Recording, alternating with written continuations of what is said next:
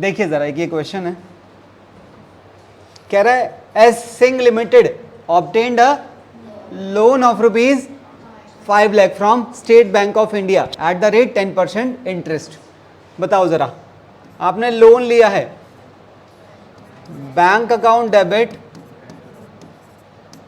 To bank loan, कितना है 5 लाख रुपए का लोन लिया है, और कंपनी ने बदले में 7.5 लाख रुपए के 10% वाले डिबेंचर दिए हैं और एक ये कोलेट्रल में दिए हैं। हालांकि इस क्वेश्चन में प्राइमरी सिक्योरिटी की डिटेल दी नहीं है, पर डेफिनेटली प्राइमरी सिक्योरिटी रही होगी, ठीक है ना।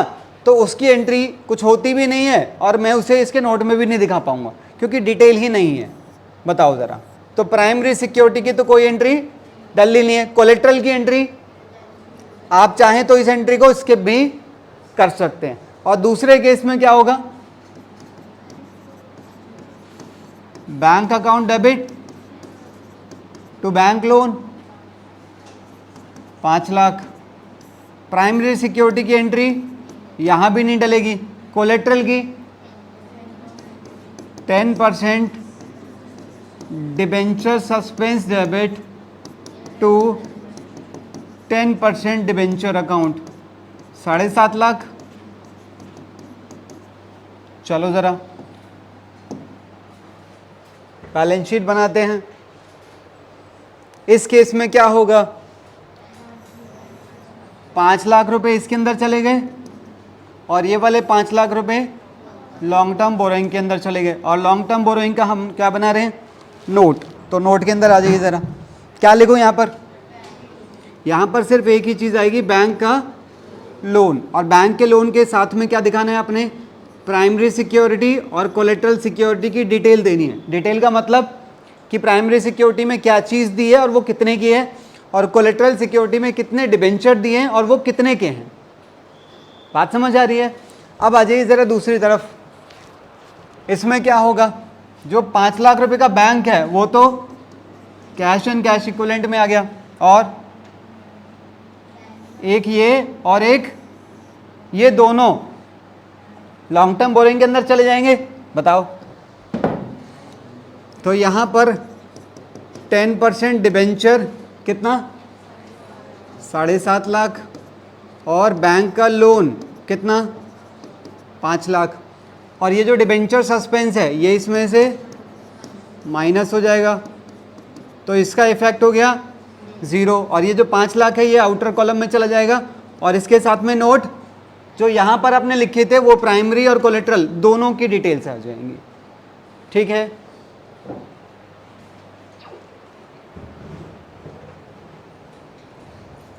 ज़रा एक बार यहाँ चेक करें आप दोनों को कंपैरेटिवली, दोनों की बैलेंस शीट में फ़र्क देखो आप। अच्छा, अगर मैं देखूं तो मेन जो बैलेंस शीट है वो बिल्कुल सेम है, फ़र्क है तो केवल एंट्रीज में और थोड़ा सा फ़र्क है हाँ नोट्स टू अकाउंट के अंदर।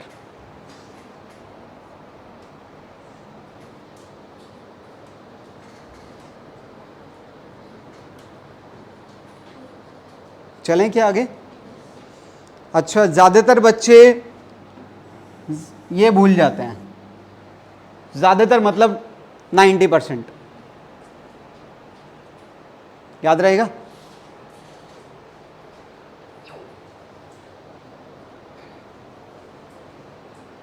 देखिए ज़रा एक और क्वेश्चन, कह रहा है Hasan limited took a loan of rupees 30 lakh from a bank against, primary security में क्या दिया है 40 लाख रुपए की कोई एसेट रही होगी, और कोलेट्रल में क्या दिया है 35,000 6% वाले डिबेंचर और एक 100 रुपए का था एज, ठीक है। अच्छा, ये जो इन्फॉर्मेशन है ये है कंपनी के फर्स्ट ईयर की, और ये जो इन्फॉर्मेशन है ये है कंपनी के सेकेंड ईयर की, और क्वेश्चन की रिक्वायरमेंट क्या है, record necessary journal entries and how will you show the issue of debenture and bank loan in the balance sheet of the company. तो बैलेंस शीट भी मांगी है। तो बेटे इसमें आपकी पहली एंट्री लोन लेने की और दूसरी एंट्री प्राइमरी सिक्योरिटी की तो कोई एंट्री डलती ही नहीं है, और इसकी एंट्री आप चाहें तो डाल भी सकते हैं और आप चाहें तो छोड़ भी सकते हैं। तो अगर मैं एंट्री डाल रहा हूं भाई नहीं डाल रहा हूं तो क्या है, फिर तो ये खाली रखना है। और दूसरे केस में आ जाओ जरा, इसमें क्या होगा, सेकेंड ईयर में कंपनी ने कितना लोन लिया है, यहां पर 50 लाख का लोन लिया है, तो 50 लाख के लोन की एंट्री और प्राइमरी की एंट्री डलनी नहीं है, और कोलेट्रल की 60,000 इंटू, तो 60 लाख रुपए के कोलेट्रल में डिबेंचर दे दिए। ठीक है, तो टोटल ये 4 जर्नल एंट्रीज आपकी पास हो जाएंगी, जिसमें से पहली 2 एंट्री फर्स्ट ईयर की हैं और अगली 2 एंट्री। चलो मेरे एक सवाल का जवाब दो, यहां पर कंपनी की लायबिलिटी कितनी है, कंपनी की लायबिलिटी कितनी है, हाँ जी 20 लाख, हाँ 30 लाख रुपए की लायबिलिटी है आज। अच्छा, यहां पर कंपनी की लायबिलिटी कितनी है, हाँ तो टोटल लायबिलिटी हो गई है 80 लाख। अच्छा, यहां की जो लायबिलिटी थी वो बैलेंस शीट के कौन सी ईयर में दिखाई देगी, क्योंकि आपने जो बैलेंस शीट बनानी है, दो नहीं बनानी, आपने बैलेंस शीट यहां की बनानी है, तो यहां जो टोटल लायबिलिटी है वो कहां दिखाई देगी, करंट ईयर में। तो आप यहां पर जो वर्किंग नोट बनाएंगे वो सेकेंड ईयर के कॉन्सेप्ट में बन रहा है। ठीक है, आओ जरा इसके वर्किंग नोट पे बात करते हैं। हाँ जी, आज बैंक लोन कितना हो गया है,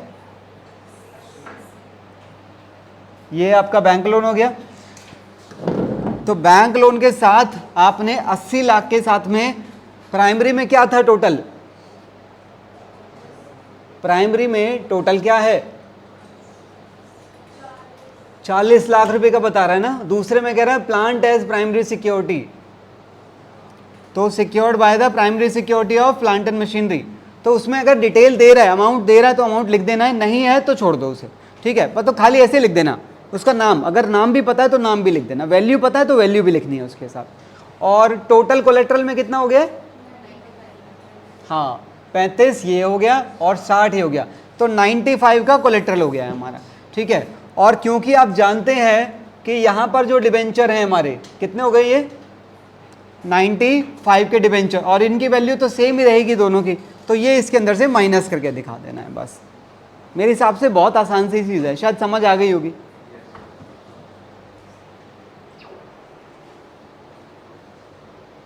चलिए ज़रा एक और क्वेश्चन ट्राई करते हैं। कह रहा है ये हमारी कोई कंपनी है इंडिया लिमिटेड, और इसने कुछ 6% वाले डिबेंचर इशू करे हैं। पहला केस आप देख रहे हैं, तीनों केसेस में क्या है, डिबेंचर 3 तरह से इशू होते हैं, कैश, नॉन कैश और कोलेट्रल, जो हम लोग आज पढ़ रहे हैं। तो ये पहला केस कैश का है, दूसरा नॉन कैश का है, तीसरा कोलेट्रल का है। मतलब इस कंपनी ने तीनों तरह से डिबेंचर इशू करे हैं, तो आपको तीनों तरह की एंट्रीज डाल के चलनी है। बताइए ज़रा पहला केस किस किस को लगता है ये वाली एंट्री आती है, गिरीशा बताओ ज़रा।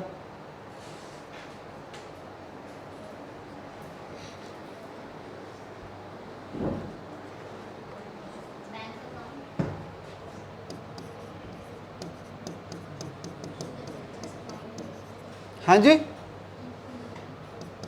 एक बात तो कंफर्म है, सारा पैसा एक बार में ले रहे हैं, मतलब सिंगल इंस्टॉलमेंट लमसम के हिसाब से डालनी है एंट्री। हाँ, डिबेंचर 6% वाले हैं तो 26% डिबेंचर एप्लीकेशन एंड अलॉटमेंट साथ में आ जाएंगे। अच्छा, डिबेंचर कितने हैं, एक कितने का था, तो डिबेंचर की टोटल वैल्यू कितनी बन गई 6 लाख, पर 6 लाख तो फेस वैल्यू है ना, वो कह रहा है हमने 90% पे इशू करे हैं, मतलब 10% डिस्काउंट रहा होगा, तो कितना मिला होगा 5,40,000। अगली entry 6% debenture application and allotment debit 5 lakh, और यहाँ पर discount on issue of debenture debit कितना 60,000 टू 6% डिबेंचर कितना 6 लाख। तो ये तो हो गया पब्लिक इशू। अगले केस में आइए, कह रहा है हमने 1100 डिबेंचर जो कि एक 100 रुपये का था, ये हमने किसको दिए हैं, रिगार्डिंग मशीनरी, हमने मशीनरी खरीदी थी 1 लाख रुपए की। एंट्री बताइए, machinery account debit to vendor कितना 1 लाख। अगली एंट्री में वेंडर डेबिट 1 लाख। अब जो डिबेंचर दे रहे हो तुम वो कितने के बनते हैं, 1,10,000 के बन गए, पर आप कितनी वैल्यू सेटिस्फाई कर रहे हैं? 1 लाख रुपए की वैल्यू सेटिस्फाई करने के लिए जो डिबेंचर आप दे रहे हैं उनकी फेस वैल्यू 1,10,000 है, मतलब किसमें? हाँ, discount on issue of debenture debit कितना?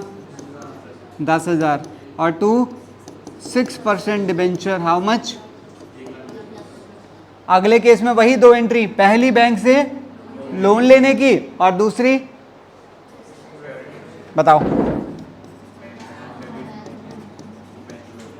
Bank debit to bank loan 7 lakh और 6% debenture suspense account debit to 6% debenture account कितना है? This into this. चलो जरा बैलेंस शीट बनवाओ यार, बताओ